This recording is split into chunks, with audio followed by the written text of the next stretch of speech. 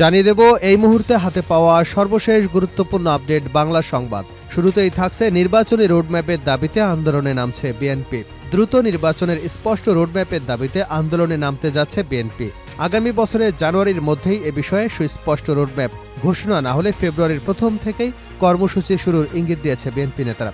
এর সঙ্গে দ্রব্যমূল্যের ঊর্ধ্বগতি, আইনশৃঙ্খলা পরিস্থিতির অবনতি সহ অন্যান্য দাবিও থাকছে। বুধবার জাতীয় স্থায়ী কমিটির বৈঠকে এ বিষয়ে নীতিগত সিদ্ধান্ত হয়। এবারে জানাবো সরকারের ব্যর্থতার বড় মাপকাঠি জুলাই আন্দোলনে শহীদদের খুনিদের বিচার করতে না পারা। বর্তমান সরকারের ব্যর্থতার সবচেয়ে বড় প্যারামিটার হবে জুলাই আন্দোলনে নিহত শহীদদের হত্যাকারীদের বিচার করতে না পারা। গত ১৬ বছর আমরা একটা স্বৈরাচার সিস্টেমকে চালু রাখতে সহযোগিতা করেছি, এ দায় আমাদের সবার। জানাবো রাজধানীতে ছাত্রদলের পদবঞ্চিতদের বিক্ষোভ। বিএনপির ভারপ্রাপ্ত চেয়ারম্যান তারেক রহমানের বিরুদ্ধে দায়েরকৃত প্রহসনমূলক সব মামলা নিঃশর্ত প্রত্যাহার এবং পতিত স্বৈরাচার সরকারের প্রধান শেখ হাসিনাকে ফাঁসির দাবিতে রাজধানীতে বিক্ষোভ মিছিল করেছে ছাত্রদল কেন্দ্রীয় সংসদের পদবঞ্চিত নেতারা। এবারে থাকছে বর্ষসেরা বাংলাদেশ। ইকোনমিস্টের এবারের বর্ষসেরা দেশের খেতাব নিজেদের করে নিয়েছে জুলাই অভ্যুত্থান পরবর্তী বাংলাদেশ। প্রভাবশালী ওই ব্রিটিশ সংবাদ মাধ্যম বলছে, ছাত্রদের নেতৃত্বে স্বৈরাচার হাসিনা সরকারের উৎখাত করবার কারণেই বাংলাদেশকে এমন স্বীকৃতি দেওয়া হয়েছে। এদিকে শর্ষায় ভিজিডি চাল ছিনতাই, স্বেচ্ছাসেবক দলের ৩ নেতার পদ স্থগিত। যশোরের শর্ষা উপজেলার বাগ আছড়া এলাকায় ভিজিডির ২০ বস্তা চাল ছিনতাইয়ের অভিযোগে উপজেলা স্বেচ্ছাসেবক দলের ৩ নেতার দলীয় পদ স্থগিত এবং শোকজ করা হয়েছে। এবং সর্বশেষ জানাবো আন্তর্জাতিক সংবাদ। আলহামদুলিল্লাহ, ইসরায়েলের তেল আবিবে ইয়েমেন থেকে মিসাইল হামলা, ১৪ জন আহত। ইসরায়েলের বাণিজ্যিক এবং কূটনৈতিক কেন্দ্র তেল আবিবে শনিবার ইয়েমেন থেকে ছোড়া একটি মিসাইল আঘাত এনেছে। এটি ছিল এক ধরনের বিরল ঘটনা, কারণ শহরের শক্তিশালী আকাশ প্রতিরক্ষা ব্যবস্থা মিসাইলটি প্রতিহত করতে ব্যর্থ হয়েছে। এতক্ষণ শিরোনাম শুনছিলেন, এবার বিস্তারিত। প্রিয় দর্শক, আপনি যদি এই চ্যানেলে নতুন হয়ে থাকেন, ভিডিওটি দেখতে দেখতে চ্যানেলটি সাবস্ক্রাইব করে আমাদের সঙ্গে থাকুন। আর এই ভিডিও সম্পর্কে আপনি আপনার মূল্যবান মতামতটি কমেন্ট বক্সে জানিয়ে দিন। আর হ্যাঁ প্রিয় দর্শক, জানিয়ে দিন ভিডিওটি কোথা থেকে দেখছেন। নির্বাচনী রোডম্যাপের দাবিতে আন্দোলনে নামছে বিএনপি। দ্রুত নির্বাচনের স্পষ্ট রোডম্যাপের দাবিতে আন্দোলনে নামতে যাচ্ছে বিএনপি। আগামী বছরের জানুয়ারির মধ্যেই এই বিষয়ে সুস্পষ্ট রোডম্যাপ ঘোষণা করা না হলে ফেব্রুয়ারির প্রথম থেকেই কর্মসূচি শুরুর ইঙ্গিত দিয়েছেন বিএনপি নেতারা। এর সঙ্গে দ্রব্যমূল্যের ঊর্ধ্বগতি, আইনশৃঙ্খলা পরিস্থিতির অবনতি সহ অন্যান্য দাবিও থাকবে। বুধবার জাতীয় স্থায়ী কমিটির বৈঠকে এ বিষয়ে নীতিগত সিদ্ধান্ত হয়েছে। এর মধ্যে দলটি ত্রয়োদশ জাতীয় সংসদ নির্বাচন ইস্যুতে অন্তর্বর্তী সরকারের প্রধান উপদেষ্টা ঘোষিত সম্ভাব্য সময়ের ব্যাপারে অসন্তুষ্টি প্রকাশ করেছে। পাশাপাশি নিত্য প্রয়োজনীয় দ্রব্যমূল্যের ঊর্ধ্বগতি সহ দেশে নানা অস্থিরতা নিয়েও উদ্বেগের কথা জানিয়েছে। এমন প্রেক্ষাপটে নির্বাচন এবং আন্দোলন ইস্যুতে নতুন কৌশল ঠিক করেছে বিএনপি।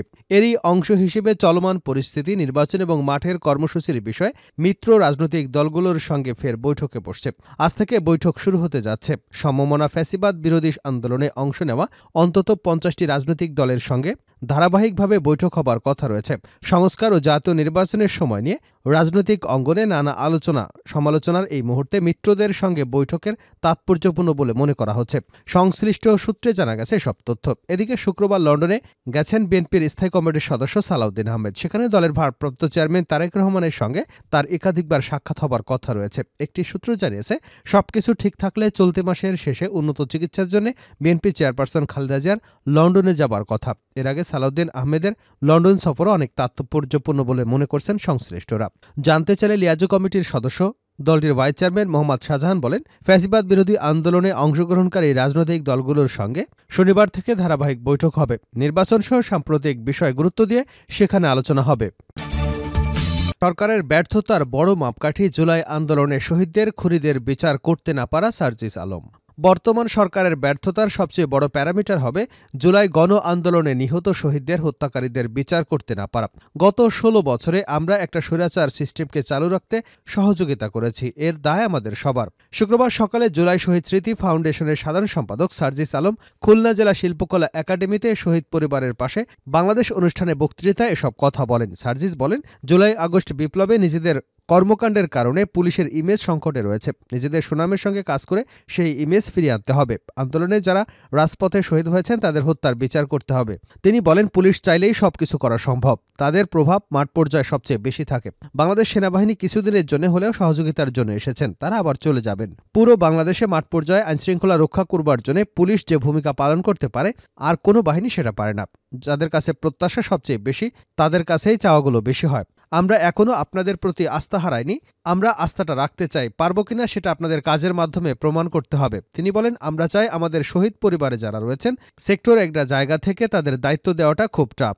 আমরা তাও চেষ্টা করেছি, কিন্তু প্রত্যেক জেলা পর্যায়ে যদি প্রত্যেক জেলায় যেসব শহীদ পরিবার রয়েছে, আহত যোদ্ধারা রয়েছে, জেলা প্রশাসন এবং পুলিশসহ অন্যান্য স্টক হোল্ডাররা মিলে যদি তাদের দায়িত্ব আমরা ভাগ করে নিই, আমাদের জন্য তা সহজ হয়ে যায়। তাদের যোগ্যতা অনুযায়ী শহীদ পরিবার থেকে একজন করে হলেও চাকুরির ব্যবস্থা করি, আমাদের দায়িত্বগুলো সহজ হয়ে যায়।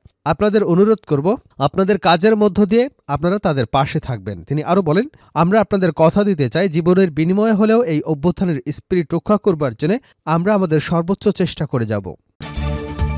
রাজধানীতে ছাত্রদলের পদবঞ্চিতদের বিক্ষোভ। বিএনপির ভারপ্রাপ্ত চেয়ারম্যান তারেক রহমানের বিরুদ্ধে দায়েরকৃত প্রশ্নমূলক মামলা, নিঃশর্ত প্রত্যাহার এবং পতিত স্বৈরাচার সরকারের প্রধান শেখ হাসিনার ফাঁসির দাবিতে রাজধানীতে বিক্ষোভ করেছে ছাত্রদলের কেন্দ্রীয় সংসদের পদবঞ্চিতরা। বিকেলে নাইটিঙ্গেল মোড় থেকে শুরু করে ফকিরাপুল হয়ে নয়াপল্টন বিএনপির কেন্দ্রীয় কার্যালয়ের সামনে যে সংক্ষিপ্ত সমাবেশের মাধ্যমে বিক্ষোভ শেষ হয়। বর্ষসেরা বাংলাদেশ। ইকোনমিস্টের এবারের বর্ষসেরা খেতাব নিজেদের করে নিয়েছে জুলাই অভ্যুত্থান পরবর্তী বাংলাদেশ। প্রভাবশালী ওই ব্রিটিশ সংবাদ মাধ্যম বলছে, ছাত্রদের নেতৃত্বে স্বৈরাচার হাসিনা সরকার উৎখাত করবার কারণেই বাংলাদেশকে এমন স্বীকৃতি দেওয়া হয়েছে।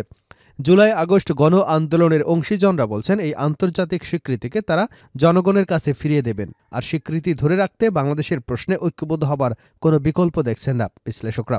এই স্বীকৃতির ভেতরে সরকারের জন্য শঙ্কার বার্তা রয়েছে বলেও মত তাদের। দ্য ইকোনমিস্ট বলছে, আমাদের বিজয়ী বাংলাদেশ, যে দেশ একজন স্বৈরাচারকে উৎখাত করেছে। গত অগাস্টে শিক্ষার্থীদের নেতৃত্বে রাজপথে বিক্ষোভের মুখে ১৫ বছর ধরে ১৭.৫ কোটি মানুষের দেশ শাসন করা শেখ হাসিনাকে ক্ষমতাচ্যুত করা হয়। রাজনৈতিক পট পরিবর্তনের কারণে বাংলাদেশকে বর্ষসেরা স্বীকৃতি দিয়েছে ইকোনমিস্ট। আমাদের বিজয় বাংলাদেশ, তারাও এক স্বৈরশাসককে উৎখাত করেছে।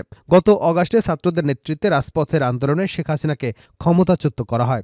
তিনি গত ১৭.৫ কোটি মানুষের দেশটিকে ১৫ বছর ধরে শাসন করেন। দেশের স্বাধীনতার একজন নায়কের কন্যা তিনি। একসময় দ্রুত অর্থনৈতিক প্রবৃদ্ধির নেতৃত্ব দিয়েছেন, কিন্তু পরে দমন পীড়ন শুরু করেন, নির্বাচনে জালিয়াতি করেন, বিরোধীদের কারাগারে ভরেন এবং আইনশৃঙ্খলা রক্ষাকারী বাহিনীকে বিক্ষোভকারীদের উপর গুলি চালানোর নির্দেশনা দেন। আর তার আমলেই বিরাট অঙ্কের অর্থের আত্মসাৎ করা হয়। ছাত্র জনতার হাত ধরে এই অর্জন এসেছে বলে মনে করেন বৈষম্য বিরোধী ছাত্র আন্দোলনের মুখ্য সংগঠক আব্দুল হান্নান মাসুদ। তিনি সময়ের আলোকে বলেন, আমরা সাহস দেখিয়ে বিপ্লব ঘটিয়েছি, সেই বিপ্লবী সত্তাকে স্বীকৃতি দিয়েছে। আমরা সবাই মিলে ফ্যাসিবাদকে পালাতে বাধ্য করেছি বলে এত বড় অর্জন এসেছে। ইকোনমিস্ট তাও উল্লেখ করেছে। আমি মনে করি এই অর্জন বিপ্লবের মান বাড়িয়েছে। জুলাই আগস্টের বিপ্লবকে বিশ্ব স্বীকৃতি দিচ্ছে। নানা কারণে নিঃসন্দেহে এর গুরুত্ব অনেক। এটাকে ধরে রাখতে হলে ঐক্যবদ্ধ হবার কোনো বিকল্প নেই। নতুন বাংলাদেশ বিনির্মাণে ভেদাভেদ ভুলে কাজ করতে হবে সকলকে। গণতান্ত্রিক, দুর্নীতিমুক্ত এবং ভবিষ্যৎ ফ্যাসিবাদ মুক্ত বাংলাদেশ গঠনে এই অর্জনকে ধরে রাখতে হবে। ষড়যন্ত্র এবং শত্রু পক্ষ নিয়ে সতর্ক থাকতে হবে। এক যুগেরও বেশি সময় রক্তক্ষয়ী গৃহযুদ্ধে সিরিয়ার মৃত্যু হয়েছে ৬ লাখের মতো মানুষ। স্বৈর শাসকের পতনের দাবিতে শুরু হওয়া সেই দীর্ঘ গৃহযুদ্ধের শেষমেশ অবসান ঘটেছে। স্বৈর শাসক বাশার আল আসাদকে হটিয়ে দেশটি শাসনভার গ্রহণ করেছেন বিদ্রোহীরা। সেই বিদ্রোহীদেরকেই টপকিয়ে ২৪-এর বর্ষসেরা দেশের মুকুট বাংলাদেশের। বর্ষসেরা দেশের তালিকা সংবলিত ইকোনমিস্ট প্রতিবেদনে বলা হয়েছে, সেরা ধনী, সবচেয়ে সুখী এবং নৈতিকভাবে শ্রেষ্ঠ স্থানের অধিকারী এমন সব বিবেচনায় নয়, বরং গত ১২ মাসে সবচেয়ে বেশি উন্নতি করেছে সেই বিচারে সেরা দেশ নির্বাচন করা হয়েছে। করছে আন্তর্জাতিক সংবাদ দিয়ে। ইসরায়েলের তেল আবিবে ইয়েমেন থেকে মিসাইল হামলা, ১৪ জন নিহত, ১৪ জন আহত। ইসরায়েলের বাণিজ্যিক এবং কূটনৈতিক কেন্দ্র তেল আবিবে শনিবার ইয়েমেন থেকে ছোড়া একটি মিসাইল আঘাত এনেছে। এটি ছিল এক বিরল ঘটনা, কারণ শহরের শক্তিশালী আকাশ প্রতিরক্ষা ব্যবস্থা মিসাইলটিকে প্রতিহত করতে ব্যর্থ হয়েছে। ইসরায়েলের সামরিক বাহিনীর মতে মিসাইলটি তেল আবিবের দক্ষিণে জাভা এলাকাতে আঘাত এনেছে এবং সেন্ট্রাল ইসরায়েলের সাইরেন বাজানোর কিছু সময় পর আকাশ প্রতিরক্ষা ব্যবস্থা মিসাইলটিকে আটকাতে ব্যর্থ হয়। ফলস্বরূপ এই হামলায় ১৪ জন আহত হয়েছেন, এমনটাই জানিয়েছে ইসরায়েলের মেগান ডেভিড অ্যাডাম জরুরি সেবা। তেল আবিবের এই ধরনের হামলা বিরল, কারণ শহরের আকাশ প্রতিরক্ষা ব্যবস্থা খুবই শক্তিশালী। তবে গত বৃহস্পতিবার ইসরায়েলি সামরিক বাহিনী ইয়েমেন থেকে ছোড়া আরেকটি মিসাইল প্রতিহত করতে ব্যর্থ হয়, যার ফলে তেল আবিবের কাছে একটি স্কুলের ক্ষতি হয়েছে। এছাড়া নভেম্বরে